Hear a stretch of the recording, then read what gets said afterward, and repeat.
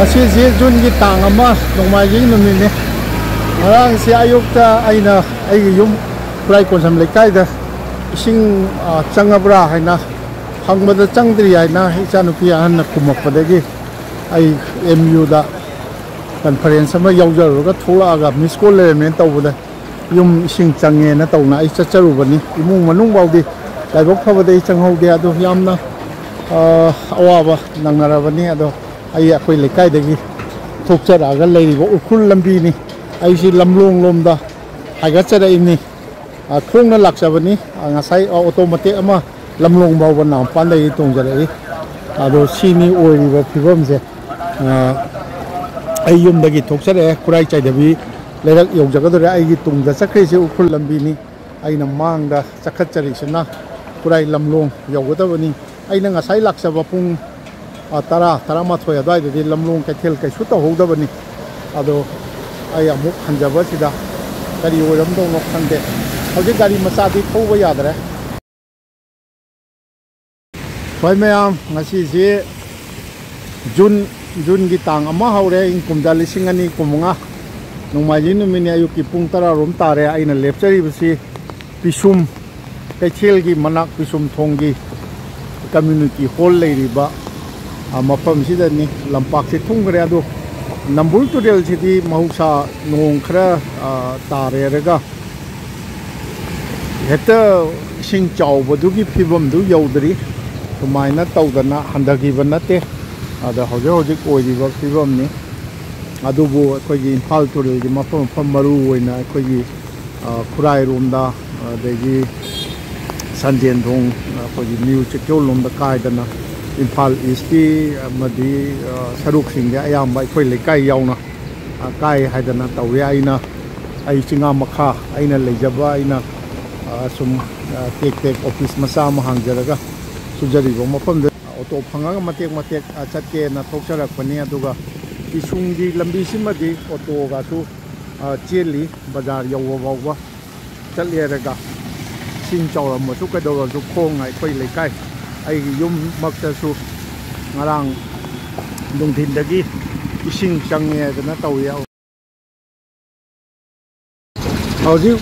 ayuk ki pung 10 ga minute 10 muk chale ai waheng lekai gi auto parking yaujare pairamban kaithel di normal ni nong tabagi nungai taba leiba dunia do social media de karida hoji pairamban kaithel thumba sadana ga video ga pangtha thagat na photo ga pangtha thagat na karam makok ki miwai angang bor so ahan bor so no khangde moina ga thagat pa do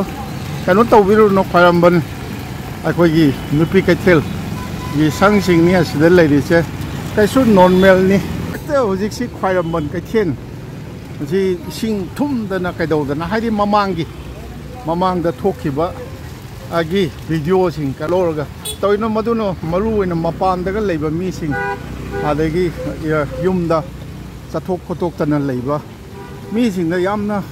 nungai taba piba aduma miwonda nungai taba piba wakhal kari taunan no magi thagal ibadu yamna yengnabani ga haiba khanbagi leibra sida samu makhong leire ada hojik normally kachen chari kaimta tawdri except ai ching na jai koi kurai chatpagi do lambi budi thumamoy adaida auto ga nagampan degi chen bani nagampan bau chalaga auto chelaga di tongge na ai sum khong na laksa boi wa ni si paramban koi nupi ke tel ni se normal ni kaimta tawda ba naga turel gi phibam ju kaisu tawde pairamban da hojik nong leptana namit taruk tarin ni leptana pidit tawrok paisa isa koi chali se sing pairamban nampan paring sida isaga inthang na piga yom yam khudong charamoi tawri che ada sumbagi nungai tabasi mangai re kanogi di ising ichau gi di pairamban manungda ising ichau gi di pairamban manung sida isa kaisu awaba leitri di nagampal gi auto parking ni masaisa khoi gi khurai mai kai siren thong song kari na chingba ꯆꯠꯄ auto ꯃꯌꯥꯝ ꯈꯥꯝꯕꯅꯤ ꯍꯧꯖꯤꯛ ꯄꯨꯡ 10ꯒ minute 35 ꯔꯣꯝ ꯇꯥꯔꯦ ꯑꯗꯣ ꯑꯩꯈꯣꯏꯔꯣꯝꯒꯤ ꯃꯥꯏꯀꯩꯒꯤ ꯍꯥꯏꯗꯤ ꯏꯝꯐꯥꯜ ꯏꯁꯇꯅꯤ ꯍꯧꯖꯤꯛ ꯌꯥꯝ ꯀꯟꯅ ꯏꯁꯤꯡ ꯆꯥꯎꯗꯅ ꯂꯩꯔꯤꯕ ꯑꯋꯥꯕ ꯅꯪꯉꯤꯁꯦ ꯑꯗꯣ ꯑꯣꯇꯣ ꯑꯝꯇ ꯂꯩꯇꯦ ꯑꯩꯈꯣꯏꯔꯣꯝ ꯆꯦꯟꯕ ꯑꯗꯣ ꯑꯁꯤꯗꯩꯁꯤꯗ ꯅꯥꯒꯥꯔꯥꯝ ꯂꯝꯂꯣꯡ ꯍꯥꯏꯅ ꯊꯥꯕ ꯑꯃꯈꯛ ꯂꯩꯍꯧꯏ ꯃꯁꯤꯗꯩꯁꯤꯗ ꯍꯪꯉꯒ ꯑꯩ ꯂꯝꯂꯣꯡ ꯐꯥꯎꯒꯤꯗꯤ ꯒꯥꯔꯤ ꯐꯪꯒꯗꯧꯕ ꯃꯥꯜꯂꯦ ꯑꯩꯈꯣꯏ ꯗꯤꯡꯀꯨ ꯔꯣꯗꯇ ꯆꯠꯂꯒ ꯍꯧꯖꯤꯛ ꯑꯌꯨꯛꯀꯤ ꯄꯨꯡ 11 ꯇꯥꯔꯦ ꯑꯩ ꯑꯣꯇꯣ ꯔꯤꯛꯁꯣ ꯇꯣꯡꯉꯒ ꯅꯥꯒꯥꯃꯄꯥꯟꯗꯒꯤ ꯑꯦꯁꯦꯝꯕ꯭ꯂꯤꯒꯤ ꯀꯝꯄ꯭ꯂꯦꯛꯁꯀꯤ ꯃꯃꯥꯡꯗ ꯐꯥꯎꯔꯦꯔꯒ ꯂꯥꯛꯑꯦꯔꯒ ꯆꯤꯡꯃꯩꯔꯣꯡ ꯇꯥꯔꯦꯔꯒ ꯗꯤꯡꯀꯨ ꯔꯣꯗꯇ ꯂꯥꯛꯆꯕꯅꯤ ꯍꯧꯖꯤꯛ ꯀꯩꯅꯣ ꯌꯧꯔꯦ ꯑꯩꯈꯣꯏ ꯂꯝꯂꯣꯡ ꯊꯣꯡꯒꯤ ꯃꯊꯛꯇꯅꯤ ꯏꯝꯐꯥꯜ ꯇꯨꯔꯦꯜꯒꯤ ꯏꯁꯤꯡ ꯏꯃꯥꯏꯗꯤ ꯃꯐꯝ ꯀꯌꯥꯗ ꯀꯥꯏꯈ꯭ꯔꯒꯁꯨ ꯀꯥꯏꯗꯅ ꯏꯝꯐꯥꯜ ꯏꯁꯀꯤ ꯃꯐꯝ ꯑꯌꯥꯝꯕ ꯌꯥꯝ ꯃꯑꯣꯡ ꯆꯥꯗꯅ ꯊꯨꯡꯈ꯭ꯔꯕꯅꯤ ꯌꯥꯝꯅ ꯑꯋꯥꯕ ꯐꯤꯕꯝꯗ ꯂꯩꯔꯕꯅꯤ ꯑꯩꯈꯣꯏ ꯂꯩꯀꯥꯏꯃꯛꯁꯨ ꯈꯨꯔꯥꯏ ꯍꯩꯒ꯭ꯔꯨ ꯃꯈꯣꯡ ꯍꯥꯏꯔꯤꯕ ꯁꯤꯗꯩꯁꯤꯗ ꯀꯥꯏꯗꯅ ꯍꯩꯒ꯭ꯔꯨ ꯃꯈꯣꯡꯁꯦ ꯑꯩꯈꯣꯏꯒꯤ ꯑꯋꯥꯡ ꯅꯣꯡꯆꯨꯞ ꯆꯨꯊꯦꯛꯅꯤ ꯈꯨꯔꯥꯏ ꯀꯣꯟꯁꯝ ꯂꯩꯀꯥꯏꯒꯤ ꯑꯗꯨꯗ ꯀꯥꯏꯗꯅ ꯑꯗꯨꯒꯤ ꯏꯅꯛ ꯅꯛꯅ ꯀꯥꯏꯗꯅ ꯌꯨꯝꯒ ꯆꯦꯡꯗꯕ ꯌꯥꯝ ꯑꯋꯥꯕ ꯅꯪꯅꯕ ꯌꯥꯎꯕꯒꯤ ꯄꯥꯎ ꯉꯔꯥꯡ ꯑꯗꯨꯝ ꯃꯌꯥꯝꯅ ꯈꯪꯅꯈ꯭ꯔꯕꯅꯤ ꯑꯗꯣ ꯍꯧꯖꯤꯛꯁꯨ ꯃꯐꯝ ꯀꯌꯥꯗ ꯀꯥꯏꯈ꯭ꯔꯦ ꯍꯥꯏꯇꯥꯔꯒꯁꯨ ꯏꯝꯐꯥꯜ ꯇꯨꯔꯦꯜꯒꯤ ꯏꯃꯥꯏꯁꯤ ꯌꯦꯡꯕꯤꯌꯨ ꯍꯧꯖꯤꯛ ꯍꯦꯛ ꯂꯝꯂꯣꯡ ꯀꯩꯊꯦꯜꯅꯤ ꯁꯤꯗ ꯂꯩꯔꯤꯁꯦ ꯑꯩ ꯂꯝꯂꯣꯡ ꯀꯩꯊꯦꯜꯗ ꯑꯃꯨꯛ ꯆꯠꯆꯒꯦ ꯄꯨꯡ 11 ꯈꯔ ꯍꯦꯜꯂꯦ ꯈꯨꯔꯥꯏ ꯂꯝꯂꯣꯡ ꯀꯩꯊꯦꯜꯒꯤ ꯐꯤꯕꯝꯅꯤ ꯑꯗꯨꯝ ꯅꯣꯔꯃꯦꯜꯅꯤ ꯑꯗꯨꯕꯨ ꯈꯔꯗꯤ ꯃꯤꯁꯤ ꯏꯇꯥꯛ ꯇꯥꯏ ꯅꯣꯡꯅ ꯃꯔꯝ ꯑꯣꯏꯔꯒ ꯃꯣꯏꯔꯤꯅꯤ ꯑꯗꯣ ꯁꯤ ꯁꯣꯝꯗ ꯃꯥꯡꯗ ꯆꯠꯈ꯭ꯔꯤꯁꯤꯅ ꯇꯤꯟꯁꯤ ꯔꯣꯗ ꯑꯗꯒꯤ ꯅꯥꯀꯟ ꯌꯦꯠꯂꯣꯝꯗ ꯍꯥꯟꯈ꯭ꯔꯤꯁꯤꯅ ꯍꯥꯏꯈ꯭ꯔꯤꯁꯤꯅ ꯑꯌꯥꯡꯄꯜꯂꯤ ꯔꯣꯗ ꯄꯣꯔꯣꯝꯄꯥꯠ ꯑꯩꯈꯣꯏꯒꯤ ꯖꯦꯅꯤꯝꯁꯀ ꯇꯥꯈꯤꯗꯣꯔꯤꯕꯅꯤ ꯁꯣꯝꯗ ꯑꯃꯨꯛ ꯆꯠꯈ꯭ꯔꯤꯕꯁꯤꯅ ꯑꯋꯥꯡ ꯄꯥꯡꯅ ꯎꯈ꯭ꯔꯨꯜ ꯂꯝꯕꯤꯅꯤ ꯎꯈ꯭ꯔꯨꯜ ꯂꯝꯕꯤꯁꯤꯗ ꯀꯤꯂꯣꯃꯤꯇꯔ ꯑꯃꯒ ꯈꯤꯖꯤꯛꯇꯪ ꯍꯦꯟꯕꯗ ꯑꯩꯈꯣꯏꯒꯤ ꯈꯨꯔꯥꯏ ꯀꯣꯟꯁꯝ ꯂꯩꯀꯥꯏ ꯂꯩꯔꯦ ꯎꯈ꯭रुꯜ ꯂꯝꯕꯤꯅꯤ ꯑꯗꯨꯒ ꯁꯣꯝꯗ ꯁꯤꯅ ꯅꯣꯡꯆꯨꯞ ꯄꯥꯡꯅ ꯆꯠꯈ꯭ꯔꯤꯁꯤꯅ ꯊꯣꯡꯗꯨ ꯂꯩꯔꯦ ꯊꯣꯡꯁꯤ ꯗꯒꯤ ꯑꯃꯨꯛ ꯀꯩꯅꯣ ꯑꯋꯥꯡ ꯄꯥꯡꯅ ꯄꯨꯈꯥꯎ ꯂꯝꯕꯤ ꯑꯩꯈꯣꯏ ꯄꯥꯡꯒꯩ ꯇꯥꯕ ꯂꯝꯕꯤ ꯆꯠꯂꯤ ꯏꯝꯐꯥꯜ ꯇꯨꯔꯦꯜꯒꯤ ꯇꯣꯔꯕꯥꯟꯗ ꯑꯩꯈꯣꯏ ꯂꯩꯀꯥꯏ ꯐꯥꯎꯔꯦꯔꯒ ꯑꯗꯒꯤꯗꯤ ꯄꯥꯡꯒꯩ ꯒꯥꯏꯁꯤ ꯌꯧꯈꯤꯗꯣꯔꯤꯕꯅꯤ ꯑꯗꯨ ꯑꯩ ꯍꯧꯖꯤꯛ ꯒꯥꯔꯤ ꯑꯗꯨꯝ ꯆꯠꯂꯤ ꯑꯣꯇꯣꯁꯨ ꯆꯦꯜꯂꯤ ꯍꯥꯏꯇꯥꯔꯦ ꯀꯩꯁꯨ ꯊꯣꯏꯗꯣꯛꯄ ꯇꯧꯗꯕ ꯃꯥꯜꯂꯦ ꯑꯗꯨꯕꯨ ꯑꯩ ꯏꯝꯐꯥꯜ ꯇꯨꯔꯦꯜꯒꯤ ꯈꯣꯡꯕꯥꯟꯗ ꯑꯣꯏꯅ ꯁꯨꯝ ꯈꯣꯡꯅ ꯑꯩ ꯆꯠꯆꯒꯦ ꯑꯗꯣ ꯁꯣꯝꯗ ꯍꯥꯏꯒꯠꯈꯤꯁꯤꯅ ꯃꯤꯅꯨ ꯊꯣꯡ ꯇꯥꯒꯗꯣꯔꯤꯕꯅꯤ ꯍꯧꯖꯤꯛ ꯑꯌꯨꯛꯀꯤ ꯄꯨꯡ 11:40 ꯀꯩꯅꯣ ꯇꯧꯔꯦ ꯑꯩ ꯁꯂꯥꯝ ꯊꯣꯡ ꯌꯧꯔꯦ ꯂꯝꯂꯣꯡꯗꯒꯤ ꯇꯞꯈ꯭ꯔꯦ ꯃꯔꯨꯞ ꯃꯄꯥꯡꯁꯤ ꯀꯨꯏꯅ ꯊꯦꯡꯅꯗꯅ ꯆꯥ ꯊꯛꯈꯤꯁꯤ ꯀꯥꯏꯅ ꯇꯞ ꯂꯥꯛꯄꯅꯦ ꯅꯠꯇ꯭ꯔꯗꯤ ꯃꯤꯅꯤꯠ 5-6ꯀꯤ ꯂꯝꯕꯤꯅꯤ ꯂꯝꯂꯣꯡꯗꯒꯤ ꯑꯗꯨ ꯂꯥꯛꯄ ꯃꯇꯝꯁꯤꯗ ꯁꯨꯃꯥꯏꯅ ꯂꯧꯅꯝꯕꯥꯟ ꯄꯔꯤꯡꯁꯤꯗ ꯁꯨꯃꯥꯏꯅ ꯅꯨꯡ ꯀꯩꯅꯣ ꯇꯧꯕ ꯃꯁꯤ ꯄ꯭ꯔꯤꯀꯣꯁꯟ ꯑꯣꯏꯅ ꯃꯁꯤ ꯑꯐꯕ ꯊꯕꯛꯅꯤ ꯏꯆꯥꯎ ꯍꯦꯛ ꯍꯦꯟꯒꯠꯂꯛꯑꯒ ꯍꯦꯡꯕꯨ ꯍꯦꯟꯒꯠꯂꯛꯑꯒꯗꯤ ꯃꯁꯨꯝꯕꯁꯤꯁꯨ ꯑꯩꯈꯣꯏꯒꯤ ꯑꯣꯊꯣꯔꯤꯇꯤꯁꯤꯡ ꯀꯟꯁꯔꯟ ꯑꯣꯊꯣꯔꯤꯇꯤꯁꯤꯡ ꯃꯥꯏꯀꯩꯗꯒꯤ ꯁ꯭ꯋꯥꯏꯁꯤꯃꯗꯤ ꯀꯥ ꯍꯥꯏꯁꯤ ꯀꯣꯏꯆꯠ ꯆꯠꯄꯤꯗꯅ ꯇꯧꯕꯤꯕ ꯌꯥꯏ ꯑꯩꯈꯣꯏ ꯄꯥꯊꯕ ꯅꯤꯡꯈꯥꯏꯕ ꯇꯧꯗ꯭ꯔꯤꯉꯩ ꯃꯃꯥꯡꯗ ꯁꯨꯃꯥꯏꯅ ꯇꯧꯕꯁꯤ ꯐꯩ ꯁꯂꯥꯟꯊꯣꯡ ꯌꯧꯁꯤꯟꯖꯔꯛꯑꯦ ꯈꯨꯔꯥꯏ ꯁꯂꯥꯟꯊꯣꯡꯅꯤ ꯏꯁꯤꯡꯁꯤ ꯑꯁꯣꯝꯒꯤ ꯂꯥꯏꯔꯦꯝꯕꯝ ꯂꯩꯀꯥꯏ ꯄꯔꯤꯡꯁꯤꯁꯨ ꯀꯩꯅꯣ ꯑꯩꯈꯣই ꯇꯨꯔꯦꯜ ꯂꯧꯂꯝꯕꯥꯟ ꯃꯊꯛꯇ ꯑꯩꯈꯣꯏꯒꯤ ꯁꯦꯟꯗꯤ ꯕꯦꯛ ꯑꯩꯈꯣꯏꯒꯤ ꯕꯣꯔꯥꯅ ꯆꯤꯡꯕ ꯃꯌꯥꯝ ꯊꯝꯗꯅ ꯇꯧꯏ ꯌꯥꯝ ꯃꯑꯣꯡ ꯉꯔꯥꯡ ꯐꯥꯎꯗꯤ ꯀꯥꯏꯗ꯭ꯔꯤꯉꯩꯗꯗꯤ ꯌꯥꯝ ꯁꯥꯊꯤꯕ ꯑꯣꯏꯔꯝꯗꯧ ꯃꯥꯜꯂꯤ ꯁꯤꯅꯤ ꯑꯗꯣ ꯁꯣꯝꯗ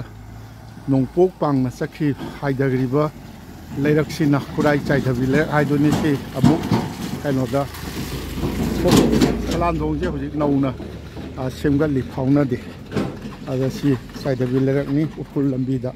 ꯑꯃꯨꯛ ꯇꯥꯒꯗꯣꯔꯤꯅꯤ ꯑꯗꯣ ꯁꯣꯝꯗ ꯑꯋꯥꯡ ꯄꯥꯡꯅ ꯄꯥꯡꯒꯩ ꯂꯝꯕꯤ ꯑꯩ ꯆꯠꯆꯒꯦ ꯍꯩꯀ꯭ꯔꯨ ꯃꯈꯣꯡ ꯐꯥꯎꯕ ꯈꯨꯔꯥꯏ ꯁꯂꯥꯟꯊꯣꯡꯗꯒꯤ ꯍꯦꯛ ꯍꯥꯏꯊꯔꯛꯄ ꯊꯣꯡꯒꯤ ꯑꯉꯝꯕ ꯑꯩꯈꯣꯏ ꯄꯥꯡꯒꯩꯔꯣꯝꯗ ꯍꯥꯏꯊꯔꯛꯄꯒ ꯑꯣꯖꯥ ꯑꯔꯥꯝꯕꯝ ꯁꯃꯔꯦꯟꯗ꯭ꯔꯒꯤ ꯅꯤꯡꯁꯤꯡ ꯈꯨꯕꯝ ꯑꯩꯈꯣꯏꯒꯤ ꯖꯨꯟꯒꯤ ꯇꯥꯡ 10 ꯏꯪ 2002 ꯑꯣꯖꯥ ꯁꯃꯔꯦꯟꯗ꯭ꯔ ꯂꯥꯏꯕꯛ ꯊꯤꯕ ꯊꯧꯗꯣꯛꯇ ꯂꯩꯈꯤꯗꯕ ꯃꯐꯝ ꯅꯤꯡꯁꯤꯁꯨ ꯏꯁꯤꯡ ꯊꯨꯝꯗꯅ ꯂꯩ ꯑꯗꯨꯒ ꯍꯧꯖꯤꯛ ꯑꯣꯏꯔꯤꯕ ꯏꯁꯤꯡꯒꯤ ꯐꯤꯕꯝꯁꯤ ꯍꯥꯟꯅ ꯑꯩꯈꯣꯏꯒꯤ ꯍꯩꯀ꯭ꯔꯨ ꯃꯈꯣꯡꯗ ꯀꯥꯏꯔꯦ ꯈꯣꯠꯂꯦꯒ ꯍꯥꯏꯕꯗꯨꯗꯒꯤ ꯏꯍꯟ ꯍꯟꯊꯗꯕ ꯃꯑꯣꯡꯗ ꯍꯧꯖꯤꯛꯁꯨ ꯂꯩꯕ ꯃꯥꯜꯂꯤ ꯑꯗꯣ ꯑꯣꯖꯥꯒꯤ ꯑꯩꯈꯣꯏꯒꯤ ꯁꯪꯂꯦꯟ ꯂꯩꯔꯤꯕ ꯆꯩꯁ ꯅꯍꯥꯔꯣꯜꯁꯤꯡ ꯂꯩ ꯆꯪꯅꯕꯕꯨꯗꯤ ꯑꯩꯈꯣꯏꯒꯤ ꯏꯅꯛ ꯅꯛꯅ ꯀꯥꯟꯊꯣꯛ ꯀꯥꯟꯁꯤꯟ ꯇꯧꯔꯒ ꯆꯪꯕ ꯌꯥꯏ ꯑꯃꯨꯛꯇꯪ ꯃꯌꯥꯝꯁꯨ ꯂꯩꯕꯅꯤꯅ ꯑꯩ ꯍꯥꯏꯐꯦꯠꯇꯪ ꯑꯩꯈꯣꯏ ꯏꯅꯥꯎ ꯈꯝꯕ ꯃꯥ ꯁ꯭ꯇꯦꯠ ꯕꯦꯡꯛꯇꯒꯤ ꯅꯪ ꯄꯨꯊꯔꯗꯥꯏ ꯅꯪ ꯂꯩꯔꯤꯕꯣ ꯍꯧꯖꯤꯛꯁꯨ ꯁꯨꯡꯂꯦꯞ ꯍꯦꯛ ꯂꯦꯞꯇꯦ ꯑꯣꯖꯥ ꯁꯃꯔꯦꯟꯗ꯭ꯔꯒꯤ ꯃꯤꯇꯝ ꯈꯤꯜꯂꯤꯕꯁꯤ ꯁꯤꯗ ꯎꯔꯦ ꯑꯩ ꯆꯪꯕꯁꯤ ꯀꯩꯅꯣ ꯇꯧꯔꯦ ꯑꯣ ꯇꯥꯡ 10ꯗ ꯆꯍꯤ ꯈꯨꯗꯤꯡꯒꯤ ꯑꯩꯈꯣꯏꯒꯤ ꯆꯥꯎꯅ ꯃꯌꯥꯝꯅ ꯑꯣꯖꯥꯒꯤ ꯃꯐꯝꯗ ꯑꯩꯈꯣꯏꯒꯤ ꯍꯩꯀꯠ ꯂꯩꯀꯠ ꯇꯝꯗꯅ ꯑꯣꯖꯥꯒꯤ ꯊꯋꯥꯏ ꯃꯤꯔꯤꯜꯅ ꯏꯪꯅ ꯆꯤꯛꯅ ꯂꯩꯅꯅꯕ ꯍꯩꯀꯠ ꯂꯩꯀꯠ ꯇꯝꯕꯒꯤ ꯊꯧꯔꯝ ꯆꯍꯤ ꯈꯨꯗꯤꯡꯒꯤ ꯖꯨꯟꯒꯤ 10ꯗ ꯍꯦꯛ ꯍꯦꯛ ꯄꯥꯡꯊꯣꯛꯄꯅꯤ ꯍꯟꯗꯛ ꯂꯥꯛꯏꯕꯁꯤꯗꯤ ꯏꯁꯤꯡꯒꯤ ꯐꯤꯕꯝ ꯁꯨꯃꯥꯏꯅ ꯂꯩꯕ ꯇꯥꯔꯒꯗꯤ ꯑꯗꯨꯝ ꯑꯣꯏꯒꯗꯕ ꯃꯥꯟꯗꯦ ꯑꯗꯨ ꯏꯁꯤꯡꯁꯤ ꯍꯥꯟꯅꯗꯩ ꯈꯔ ꯃꯌꯦꯡ ꯇꯥꯗꯕ ꯃꯥꯜꯂꯤꯕꯣ ꯍꯦꯟꯒꯠꯂꯛꯑꯦꯕ ꯀꯩꯅꯣ ꯀꯥꯏꯈ꯭ꯔꯕ ꯃꯇꯨꯡꯗ ꯂꯩꯔꯤꯕ ꯐꯤꯕꯝꯗꯤ ꯑꯩꯗꯤ ꯉꯁꯤꯗ ꯎꯕꯅꯤ ꯍꯟꯊꯕꯒꯤ ꯐꯤꯕꯝ ꯑꯃꯐꯥꯎ ꯎꯗꯦꯕ ꯍꯟꯗꯛꯅ ꯂꯦꯚꯦꯜ ꯍꯦꯜꯂꯦꯕ ꯋꯥꯡꯈꯠꯂꯛꯏꯁꯦ ꯑꯣ ꯃꯃꯥꯡ ꯀꯥꯏꯒꯤꯗꯨꯒꯤ ꯁ꯭ꯋꯥꯏ ꯌꯧꯔꯦꯕ ꯍꯟꯗꯛꯅ ꯁ꯭ꯋꯥꯏ ꯌꯧꯔꯦꯕ ꯃꯃꯥꯡ ꯀꯥꯏꯗꯤ ꯂꯩꯀꯥꯏꯗ ꯀꯥꯏꯗꯤ ꯁ꯭ꯋꯥꯏꯕꯨ ꯀꯥꯏꯕꯅꯦꯕ ꯑꯣ ꯍꯟꯗꯛꯇꯤ ꯁ꯭ꯋꯥꯏ ꯁꯤꯃꯦꯟꯗꯣ ꯐꯥꯟꯕꯗ ꯊꯥꯡꯒꯠꯄ ꯊꯨꯝ ꯂꯩꯔꯝꯃꯦ ꯑꯣ ꯁꯤ ꯍꯥꯟꯅꯗꯩ ꯈꯔ ꯋꯥꯡꯈꯠꯈ꯭ꯔꯕꯣ ꯁꯤꯒꯤ ꯁꯪꯁꯦ ꯋꯥꯡꯈꯠꯇ꯭ꯔꯥ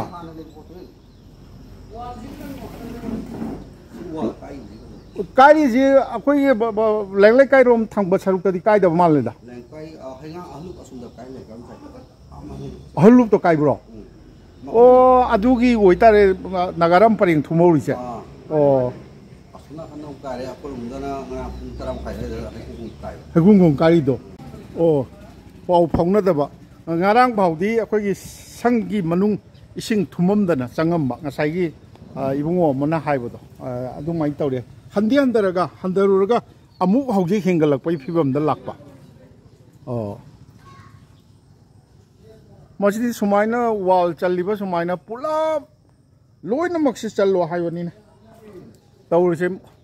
ꯁꯔꯀꯥꯔꯁꯤꯅ ꯇꯧꯒꯗꯧꯕꯁꯤ ꯀꯔꯤꯅꯣ ꯈꯪꯗ꯭ꯔꯦꯗ ꯃꯤꯒꯤ ꯑꯁꯥꯝꯗ ꯗꯤꯕ꯭ꯔꯨꯒꯔꯗ ꯑꯩꯈꯣꯏꯒꯤ ꯈꯣꯡꯕꯥꯟꯗ ꯑꯁꯥꯝ ꯁꯔꯀꯥꯔꯅꯒ ꯁꯦꯝꯍꯧꯔꯤꯕꯒꯗꯨ ꯈꯔ ꯌꯦꯡꯉꯨꯕ ꯐꯕꯖꯥꯠꯅꯤ ꯑꯩꯈꯣꯏꯒꯤ ꯃꯅꯤꯄꯨꯔꯒꯤ ꯁꯔꯀꯥꯔꯒꯤ ꯀꯩꯅꯣꯁꯤꯡꯁꯨ ꯏꯁꯤꯡꯁꯤ ꯁꯤꯗꯤ ꯍꯟꯗꯛꯇꯤ ꯑꯣꯖꯥꯒꯤ ꯖꯨꯟꯒꯤ 10ꯗ ꯇꯧꯒꯗꯕ ꯊꯧꯔꯝꯁꯤ ꯍꯣꯏ ꯏꯁꯤꯡ ꯊꯨꯅ ꯍꯟꯊꯈ꯭ꯔꯒꯗꯤ ꯑꯗꯨꯝ ꯇꯧꯒꯅꯤ ꯁꯦꯡꯗꯣꯛꯄ ꯍꯥꯏꯕꯗꯨꯗꯤ ꯅꯍꯥꯔꯣꯜꯁꯤꯡ ꯚꯂꯟꯇꯤꯌꯥꯔꯁꯤꯡ ꯑꯩꯈꯣꯏꯒꯤ ꯃꯁꯤꯡ ꯂꯥꯛꯉꯝꯗꯅ ꯂꯩꯕꯅꯤꯅ ꯊꯣꯏꯗꯣꯛꯄ ꯋꯥꯅꯤꯡꯉꯥꯏ ꯂꯩꯔꯣꯏ ꯑꯗꯨꯒ ꯍꯧꯖꯤꯛꯀꯤ ꯐꯤꯕꯝꯁꯤꯗꯗꯤ ꯂꯩ ꯇꯥꯔꯒꯗꯤ ꯌꯥꯔꯔꯣꯏ ꯑꯗꯨꯒ ꯑꯩ ꯑꯃꯨꯛ ꯁꯤꯗꯒꯤꯗꯤ ꯈꯤꯇꯪ ꯍꯥꯏꯊꯔꯒ ꯅꯥꯟꯗꯩꯕꯝ ꯂꯩꯀꯥꯏꯅꯤ ꯍꯧꯖꯤꯛꯁꯤ ꯅꯥꯟꯗꯩꯕꯝ ꯂꯩꯀꯥꯏꯁꯤꯒ ꯑꯩꯈꯣꯏꯒꯤ ꯀꯣꯟꯖꯝ ꯂꯩꯀꯥꯏꯒ ꯈꯟꯅꯗꯣꯔꯤꯁꯤ ꯊꯣꯔꯣꯏꯖꯝ ꯂꯩꯔꯛ ꯍꯥꯏꯅ ꯑꯃꯅ ꯈꯜꯂꯅꯤ ꯊꯣꯔꯣꯏꯖꯝ ꯍꯦꯛ ꯂꯩꯔꯛꯇꯒꯤꯗꯤ ꯑꯋꯥꯡ ꯃꯥꯏꯀꯩꯒꯤ ꯑꯩꯈꯣꯏꯒꯤ ꯈꯨꯔꯥꯏ ꯀꯣꯟꯖꯝ ꯂꯩꯀꯥꯏ ꯑꯁꯤ ꯑꯣꯏꯗꯣꯏꯅꯤ ꯈꯨꯔꯥꯏ ꯊꯣꯔꯣꯏꯖꯝ ꯂꯩꯔꯛ ꯍꯥꯏꯗꯣ ꯁꯤꯅꯤ ꯁꯤꯗꯒꯤꯗꯤ ꯑꯩꯈꯣꯏꯒꯤ ꯑꯋꯥꯡ ꯃꯥꯏꯀꯩ ꯁꯣꯝꯁꯤꯅ ꯀꯣꯟꯖꯝ ꯂꯩꯀꯥꯏ ꯌꯧꯔꯦ ꯁꯣꯝꯒꯤ ꯃꯈꯥ ꯃꯥꯏꯀꯩꯁꯤꯅ ꯅꯥꯟꯗꯩꯕꯝꯅꯤ ꯑꯩꯈꯣꯏꯒꯤꯁꯤ ꯍꯦꯛ ꯌꯧꯔꯛꯄꯗ ꯏꯁꯤꯡꯁꯤ ꯊꯨꯝꯃꯦ ꯂꯩꯔꯛꯁꯤ ꯑꯩꯅ ꯆꯪꯗꯣꯔꯤꯁꯤ ꯎꯈ꯭ꯔꯨꯜ ꯂꯝꯕꯤ ꯂꯣꯝꯗꯒꯤ ꯆꯪꯉꯒꯁꯨ ꯑꯗꯒꯤ ꯃꯅꯤꯡ ꯂꯣꯝꯗꯒꯤ ꯆꯪꯉꯒꯁꯨ ꯂꯝꯕꯤꯁꯦ 3-4 ꯊꯣꯛꯅ ꯂꯩ ꯑꯗꯨꯕꯨ ꯏꯁꯤꯡꯗꯤ ꯑꯗꯨꯝ ꯀꯩꯅꯣ ꯇꯧꯔꯒ ꯏꯁꯤꯡꯗ ꯀꯨꯝꯃꯒ ꯆꯠꯄꯒꯤ ꯐꯤꯕꯝꯅꯤ ꯃꯌꯥꯝ ꯃꯣꯏ ꯁꯔꯀꯥꯔꯒꯤ ꯀꯔꯤ ꯃꯇꯦꯡ ꯄꯥꯡꯒꯤꯔ ꯀꯔꯤꯅꯣ ꯃꯌꯥꯝ ꯑꯩꯈꯣꯏꯒꯤ ꯄꯨꯂꯤꯁꯀꯤ ꯃꯤꯁꯤꯡ ꯑꯗꯒꯤ ꯑꯁꯥꯝ ꯔꯥꯏꯐꯜꯒꯤ ꯀꯥꯡꯕꯨꯁꯤꯡ ꯃꯌꯥꯝ ꯂꯩꯗꯅ ꯂꯩꯀꯥꯏꯒꯤ ꯏꯆꯤꯟ ꯏꯅꯥꯎꯁꯤꯡ ꯃꯌꯥꯝꯁꯨ ꯂꯩꯔꯝꯃꯤ ꯃꯁꯤ ꯑꯩꯈꯣꯏ ꯈꯨꯔꯥꯏ ꯊꯣꯔꯣꯏꯖꯝ ꯂꯩꯔꯛꯁꯤ ꯁꯂꯥꯟ ꯊꯣꯡꯒꯣꯡꯗꯒꯤ ꯁꯨꯝ ꯀꯤꯂꯣꯃꯤꯇꯔ ꯑꯃ ꯐꯥꯕꯖꯥꯠ ꯅꯠꯇꯦ ꯃꯤꯇꯔ 700-800 ꯂꯥꯞꯄꯝꯒꯅꯤ ꯑꯗꯣ ꯑꯣ ꯑꯁꯥꯝ ꯔꯥꯏꯐꯜꯒꯤ ꯃꯥꯏꯀꯩꯗꯒꯤ ꯃꯣꯏ ꯇ꯭ꯔꯛꯁꯤ ꯑꯩꯈꯣꯏ ꯀꯩꯅꯣ ꯑꯣꯏꯔ ꯃꯥꯜꯂꯦ ꯍꯤꯁꯤꯡ ꯃꯌꯥꯝ ꯄꯣꯔꯛꯄ ꯑꯩꯈꯣꯏꯒꯤ ꯃꯌꯥꯝ ꯆꯠꯊꯣꯛ ꯆꯠꯁꯤꯟ ꯄꯣꯠ ꯆꯩ ꯍꯣꯟꯗꯣꯛ ꯍꯣꯟꯖꯤꯟ ꯇꯧꯅꯅꯕꯒꯤ ꯑꯩꯈꯣꯏꯒꯤ ꯂꯩꯀꯥꯏꯗꯅꯤ ꯊꯨꯝꯃꯤꯁꯦ ꯑꯗꯣ ꯁꯤꯁꯨ ꯑꯐꯕ ꯅꯨꯡꯉꯥꯏꯕ ꯍꯥꯏꯗꯤ ꯑꯋꯥꯕ ꯆꯩꯁ ꯈꯔꯗ ꯑꯣꯏꯔꯁꯨ ꯃꯇꯦꯡ ꯑꯣꯏꯅꯅꯕ ꯑꯩꯈꯣꯏꯒꯤ ꯍꯤꯒ ꯄꯨꯕꯤꯔꯛꯇꯅ ꯇꯧꯔꯤꯁꯤꯁꯨ ꯅꯨꯡꯉꯥꯏꯕ ꯑꯃꯅꯤ ꯁꯤꯗ ꯍꯧꯖꯤꯛ ꯑꯩꯅ ꯂꯦꯞꯆꯔꯝꯕ ꯊꯣꯔꯣꯏꯖꯝ ꯂꯩꯔꯛꯇꯨꯗꯒꯤ ꯃꯤꯇꯔ 200 ꯑꯩꯈꯣꯏꯒꯤ ꯄꯥꯡꯒꯩ ꯃꯥꯏꯀꯩꯗ ꯂꯥꯛꯑꯒ ꯅꯥꯎꯔꯦꯝꯕꯝ ꯂꯩꯔꯛ ꯑꯩꯅ ꯂꯩꯔꯦ ꯁꯤꯁꯨ ꯊꯣꯔꯣꯏꯖꯝ ꯂꯩꯔꯛꯇꯨꯁꯨ ꯊꯣꯛꯈ꯭ꯔꯒ ꯎꯈ꯭ꯔꯨꯜ ꯔꯣꯗ ꯇꯥꯗꯣꯏꯅꯤ ꯆꯨꯝꯗ꯭ꯔꯤꯡ Siju chumjing nate khara thekoi na koi na re lerak mari phang bam leraga khitang thekdo ga thekoi na koi na amu urkhul lambi ta dori ni siju manungda ising thumme alaga koina angang ngi dadi ising si sidaisda ikang matam hek oibada koi gi phok ki thong ma hek sadana lanarami ising chawraga di hek chendagi ba aduga asomda uriba hekru mokhong yore asomgi sina aseisa saribo thongi aswai khitang hendogna urok thong sarami u phok ki thong ai si hujiki ngasi gi mirol na khangda ba yai wana u na tawrega makhong oirega akoi atha ba wachet ki phaklong na mathak ta tharaga mi san na chingba san lok na chingba lanthok la chin tawbani aduga urok thong ai sina makhong phai na tawrega wa ama ni khak tawrega madaida pambai khut paibam chemeraga madaida paraga lan bani asigi thong asi hek lan thokpaga akhoi kano leirani haikru mokhong ngarang sing kai bana maram muraga ahan ba thup ma jaga du yaurani hojiki naurebam le tu dagi khitang hamo utchani chahum laega kai si soyam le da sa o thong asi kari thongbom le thaina sa o thongbom le changi siju adum kano tawdoi mi si ising thumma ba sa digi ya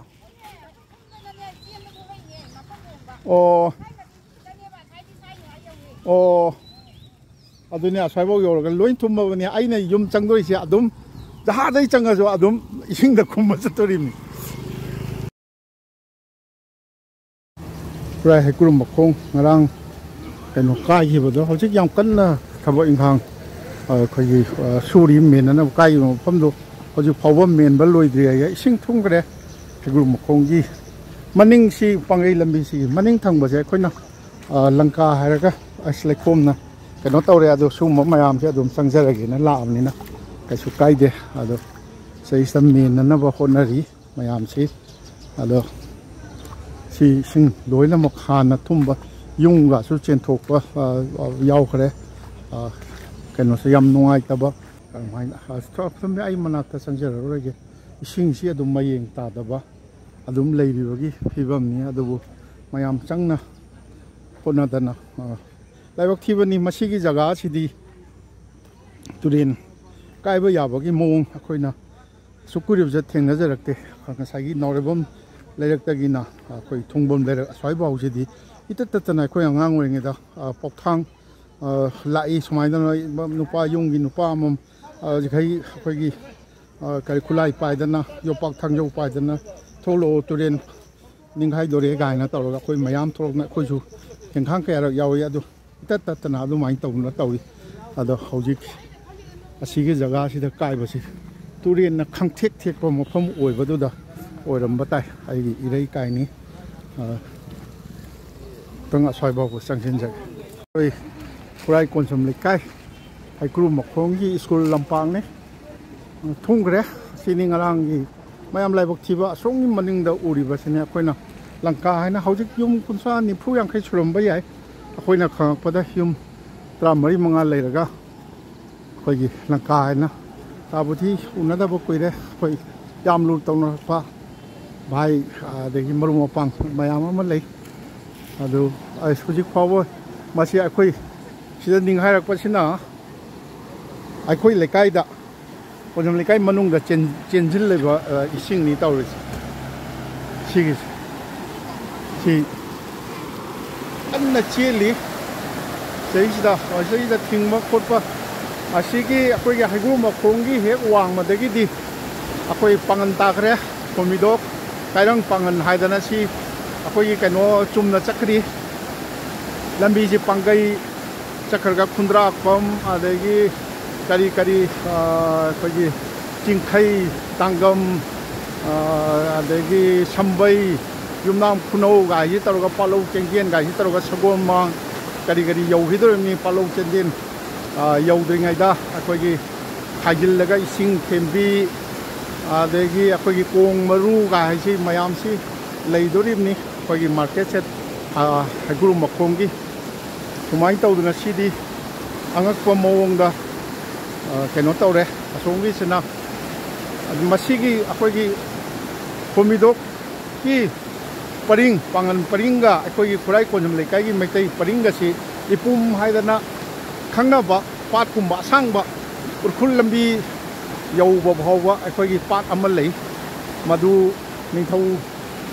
singi maitai ningthau singi haktakta akhoi imphal turen gi isinga kongba turen gi isinga phawdok phawjin akhoi kari haitare flood control gi type ta tawromba aduga pangali chinau singa maitai singa su akhoi wang mo khanabagi mawongda khanambani hai ado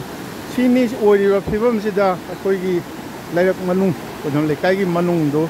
ai yum tana sangjabado adum ising thummaga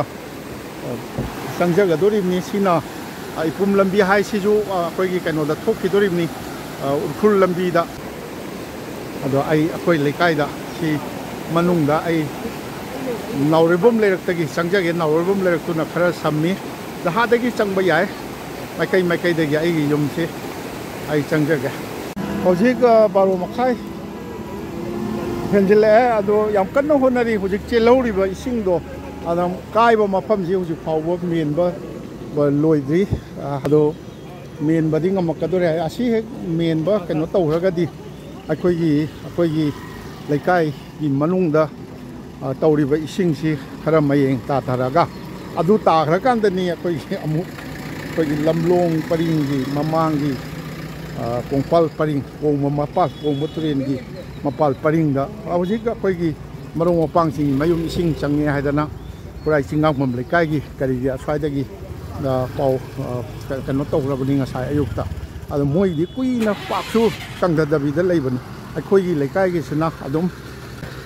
sat handagini aduga turen mapan kai ba sisu akhoi lekai da di hakheng na tawdabanina yung kai tek khot pagi pau di leite leisu leiramoi thade aduga taibok thiwa akhoi gi langka haraga akhoi na khangara maitai yum hojiki ai chapchana khangjadre nifu yankhai he na humdra bu suram bayai hek pangan ga taina bada langka haina akhoi na khangna dana leirakpa maitai koluk ni adu moi gi di yung kai chendaba hena chendak mana kai ga tawdina nungaite ada ai chi noroibom leirakta sangbana ai yum yongna sangbana khara ani atai dei sangbadi haidana nungai roi haidana angang sina takpirak padai ai noroibom leirakta gi ai yum tana sangjage akhoi yum yogdaba si khara tangkhai chansil yorani sida mangda mayam leppisida akhoi lerek mari phangba lei adagi hai amu haiga kadori mi adu ising si yam phadana kari haitare yam phadana turin da chenba dong na chenba gi wani sapsana phaigan yore chalise phaigan yore mamang da ju lukhalai bro thelai bro nati aina akhoi da chatoi si kano to braba khara thendha braba sigi oina di theni si pari fare sidi kano yoksle khu phaigan ni hengale sidi phaigan hengale mangda anga ma chali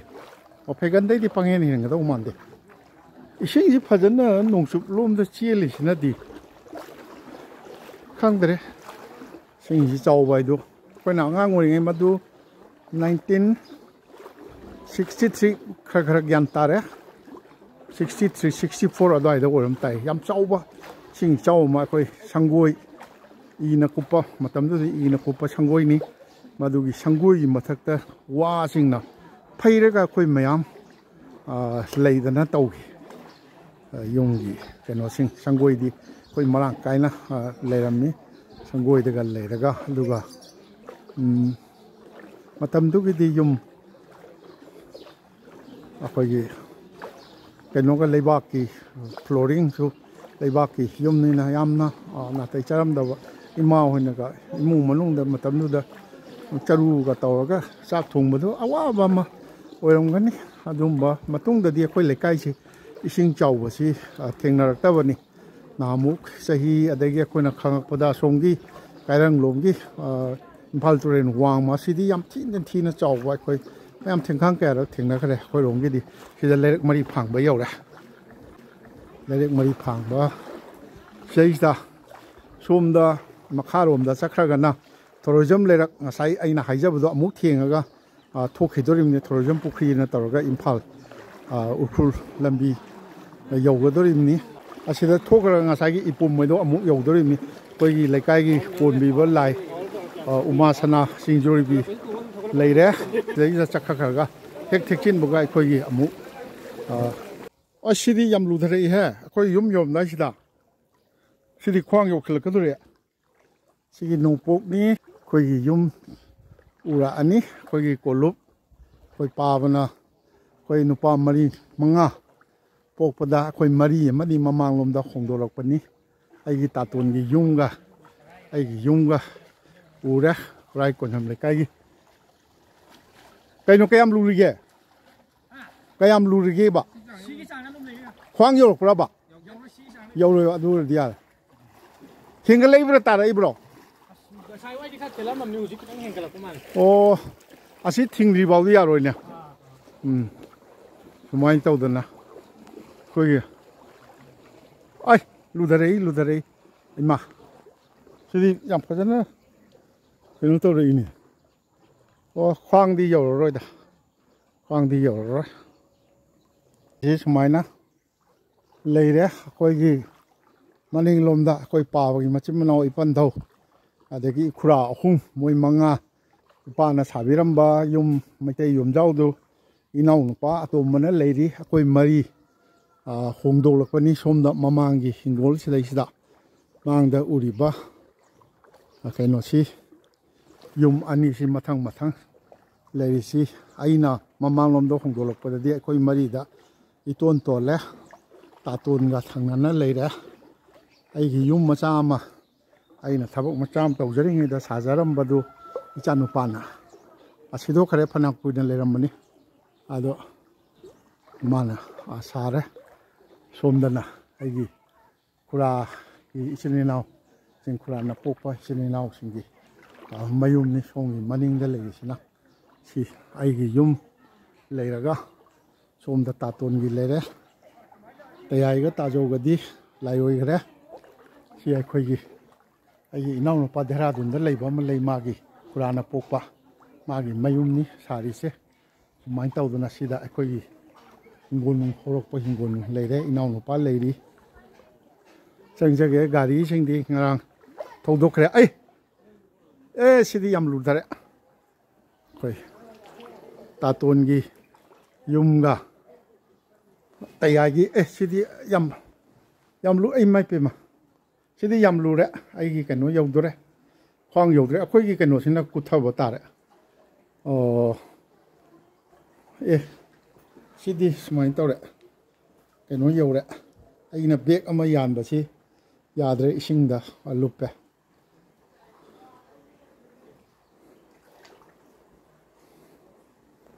sidi yam phajana thumme sini sumang akhoi sumang ni tajaugi yumni tayai tajau su tayai su leigidre ado gari singdi loina thodok na khama male si aigi somthongba sumang si imung di changdriba male akoi gi ataton gi si ariba mana sajaba nuksidana thamimni asomda bleigre asom manung di changamo si mana nuksidana som thamba yumni koi gi imung di sangdri pukri machama leijai ai ipana thambiram bai koi sinau mari tawraga se changbadi yam sangi ago marak ti khara wale simi ai yum yojara yumda changjaraga isugi sunupi amakhak aphangjare magi sanaba khara pujare adu pijage ai thole yumdagi tholakpajida amoy na ngasai changakpada lubo thumam madudagi amoy hengale koi sumangsi khara kutle खरा थोंगटपगी मथौ तारी लाबनिना आई इपा अखोइना चौरकपा मैतै युमजाउदु बाउदन आई संजरमगे सिसे पुखरी अमा लैबनी अरिबा पुखरीनी अदो सिंग थुंगरे इनाउ नुपाना सिदा हेकोल लेकोलगा सेमजदना तौबनी अदो जो थुंगरे सिदा खोइ खुरातोन लैखिद्रे खुरातोन मथंग मथंग इतोन तोनबा दकी चहीसदा लैखिबनी फिलोय सोंद्री इपाना आई सिजु लुदै सुमांगददी अमु सि इपाना साबिरम्बा खोइ चौरकपा इनाउ नुपाना मसी फजना मेंटेन तौदना इनाउ नुपासे गुनिंद्रा हैना स्टेट आर्कोलॉजी द मतम कुइना लेरमगा रिटायर तौरे माना याम फजना खोइ फ्लोरिंग मार्बल टाइल्स का तौरना अदगी सुम मांगोन गासे खाजिंदना तौदना याम फजना मांगोन से इस हां सुमाय तौदना पागा इमागना लेरिंगैदा लेरमबदुमक सिदे हेक होंगै बाइबु सिदा पाबगी फोटो अमखक थेपदुगी कैनोदा पाबगा इमागा पुन्ना अइना नमजाउबो फोटो अमखक थेतना अदगी इबोकी फोटो अमा कैनो तौवे अखोइना ग्यान ताद्रिंगदा माग्रा याम नुक्सिबा हरुमोंगी कोलुपनी नि अदो असोमगी मथंगसिना हौबिजमनी अखोइजे कैनो ओइना हिगुलोमते ओइना सुमांगसे सांगना पुलम्मे मतमदा उसोक तौबा पुलप पुलप तौरना हौजिति मी यामखलकपनिना मथंग मथंग यामे ताजौ हरुमोंगी ताजौगी युमनी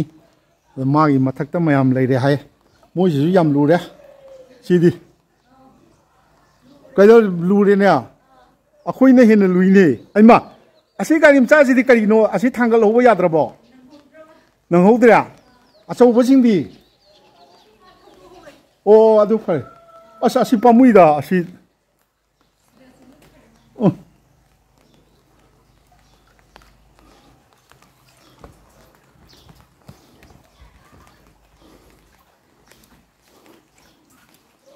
इस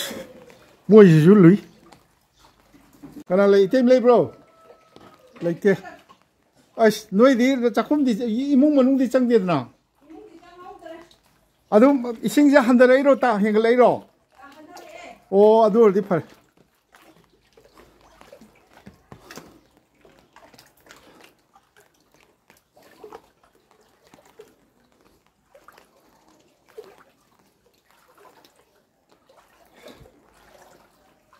ओ आंगांसिंग युम सोमदा लोइनामक सोम मनिंगिसे ओ सिना थांगतप नंगहोबा गारि मचासिंगसे अचौबदी थौदो हौरे आये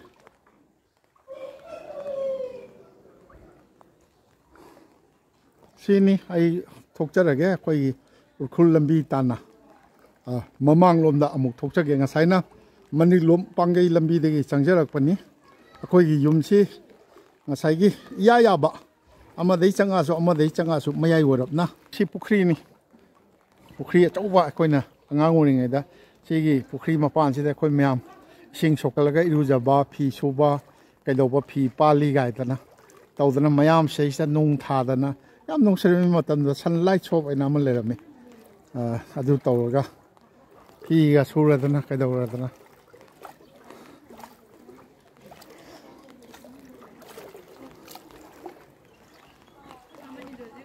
कहीं नोई काय चलुइबा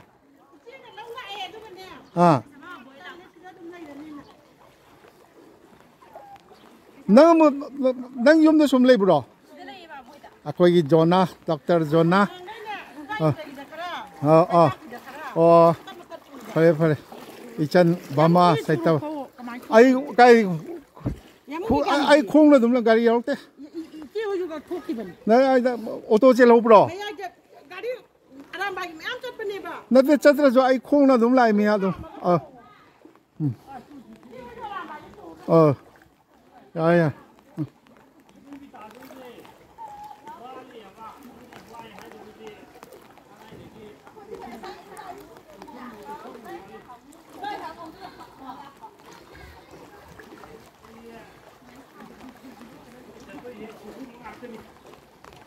Cái lấy rồi nó cái nó đâu bộ khám miệng cái vô rồi bà lâm luôn đã ô nói gì lại rồi à sao sao sao nào sao nè forester nè hao ai thua cái khơi lấy cái gì cái nôm tàu rồi này mà mang cái tàu mang tàu thốc tàu bắt thốc thốc thôi này sinh nhom cân phát triển trên thầu rồi nhiều chứ sao à đó huỳnh năng huỳnh chọc rồi adunia do kamai no huỳnh chọc rồi cái sai khơi khăm barain khơi nó thì asi thing nó đi cân hồ nó đi có thing rồi đi à sao khơi giờ mục tàu thốc tàu bắt thốc thốc mặc tani mà đi nè mục tàu tàu đi xong à quay ngang quay người ta tàu gì si dùng châu đi nè cái nó nè phải một đòn cái nó phải đi vào lấy rồi đó bột cái à quay meeting tôi à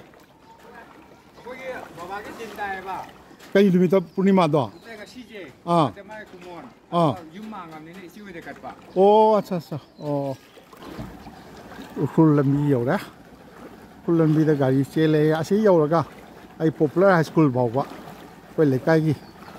mà xí linh khát bagi quay anh ngang nguyên là tâm chút tâm ra đấy adu gà cái nó số tàu mà xí linh khát bagi lấy cái gì hal làm mình quay ta dầu hay kra sinh cái gì mayam lấy cái gì hal làm mình mayam này quay mà xí cúp nè ba quay last darum lâu bớt sân gari thâu bớt cái dầu đấy mà du đắng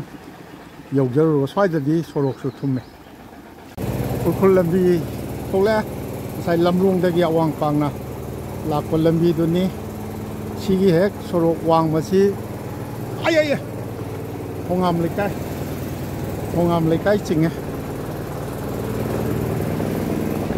à đây cái cuồng bớt tụi hong am lấy cái gì luôn nằm anh cái mà mang ra cuồng bớt chia lẽ cuồng bớt cái mà pan wang mà tụi nó lại xâm lấy cái cái cũng phải lại xâm lấy cái này cái nó tao biết sai chứ ô cái am sang là thum nó thằng đấy cái gì làm gì thum nè gari ở chỗ vợ mà sao tụm sắp tới áp ra này ai đi thổi này yếm chăng là ai yاد rồi thôi nè ai khung nè lạc giờ vậy nè mày am xin chào cái sản nông cô lục xí phải ra thum mà nè popular school mà bảo bảo chắc cái ô xí nào rồi chính mày am gì mà tiếng pang bagi gari cái nung lý tàu đó nè yam cân nó còn đi ô Lampak thì school Lampak Kurai popular high school Lampak cùng tuyên trâu rồi bỏ mà sáng có thằng trong cái nó mỗi thông an rồi thông tin à han được đi đó khi này quay lại cái quay nào họ Kurai đi Kurai popular high school này nè thà nó lấy sẽ chấp ra nó 1965 ta linh khát qua high school này ô tô giúp khami ô tô gì trên mà male họ giúp phá đi sổ rộng thum được male làm luôn và bây giờ nam pan dầu vợ già vợ male ai ô tô đó ai anh thấy cái xin này coi lấy cái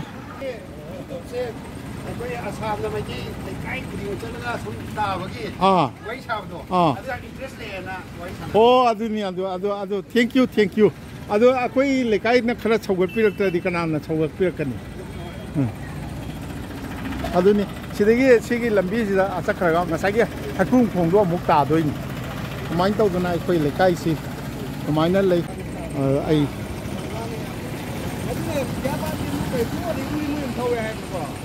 làm quan tan là chắc chắn là cái